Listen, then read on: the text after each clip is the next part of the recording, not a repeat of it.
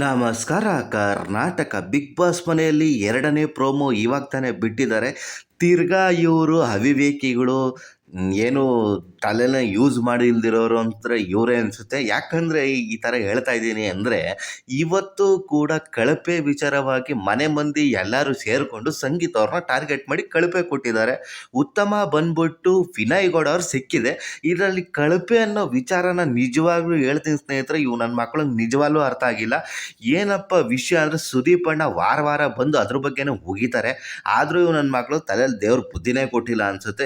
ಯಾಕಂದರೆ ಕಳಪೆ ಅಂದರೆ ಏನು, ಯಾರು ಗೇಮ್ನ ನ್ಯಾಯವಾಗಿ ಆಡಿರಲ್ಲ, ಪರ್ಫಾರ್ಮೆನ್ಸ್ ಇರಲ್ಲ, ಅಂಥವ್ರಿಗೆ ಕಳಪೆ ಕೊಡೋದ್ರಲ್ಲಿ ಒಂದು ಅರ್ಥ ಇರುತ್ತೆ. ಇಲ್ಲ ಅಂದರೆ ಇವ್ರಿಗೆ ನಿಜವಾಗ್ಲೂ ಹೇಳ್ತೀನಿ, ಬುದ್ಧಿ ಇಲ್ಲ ಅಂದರೆ ಬಿಟ್ಬಿಡ್ಬೇಕು. ಯಾಕಂದರೆ ಈ ವಾರ ಬಂದ್ಬಿಟ್ಟು ವರ್ತೂರು ಸಂತೋಷ್ ಅವ್ರದ್ದೇನೂ ಇರಲಿಲ್ಲ, ತುಕ್ಕಲಿ ಸಂತೋಷ್ ಅವ್ರದಂತೂ 1% ಏನೂ ಇರಲಿಲ್ಲ. ಮತ್ತು ಏಟ್ ಮಾಡಿಕೊಂಡು ಕಾರ್ತಿಕ್ಗಂತೂ ಈ ವಾರ ಏನು ಪರ್ಫಾರ್ಮೆನ್ಸೇ ತೋರಿಸಿಲ್ಲ. ಈ ಪರ್ಫಾರ್ಮೆನ್ಸ್ ಯಾರು ಏನು ಮಾಡಿರಲ್ವೋ ಅಂಥವ್ರಿಗೆ ಕಳಪೆ ಕೊಡಬೇಕು. ಇಲ್ಲಿ ಮಾಲೀಕರಿಗೆ ಕಳಪೆ ಕೊಡ್ತಾರೆ. ಮಾಲೀಕರಿಗೂ ಇದಕ್ಕೂ ಸಂಬಂಧನೇ ಇಲ್ಲ. ಅವ್ರು ರೂಢಾಗಿ ಮಾತಾಡಿದ್ದಾರೆ ಅಂತ ತುಕಲಿ ಸಂತೋಷ್ ಕೊಡ್ತಾನೆ, ಮತ್ತು ಕಾರ್ತಿಕ್ಕು ಬಂದ್ಬಿಟ್ಟು ಅವ್ರಿಗೆ ಕಳಪೆ ಕೊಡ್ತಾನೆ. ಏನು ಗುರು, ಇವ್ರಿಗೆ ತಲೆಯಲ್ಲಿ ದೇವ್ರು ನಿಜವಾಗ್ಲೂ ಬುದ್ಧಿ ಕೊಟ್ಟಿದ್ದಾನೋ ಇಲ್ವೋ ನನಗೆ ಗೊತ್ತಾಗ್ತಾ ಇಲ್ಲ.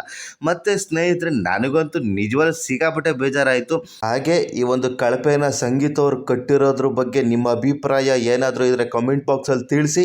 ಹಾಗೆ ನನ್ನ ಚಾನಲ್ನ ಇದುವರೆಗೂ ಯಾರು ಸಬ್ಸ್ಕ್ರೈಬ್ ಮಾಡ್ಕೊಂಡಿಲ್ಲೋ ಸಬ್ಸ್ಕ್ರೈಬ್ ಮಾಡ್ಕೊಳ್ಳಿ, ಸಪೋರ್ಟ್ ಮಾಡಿ. ನಮಸ್ಕಾರ.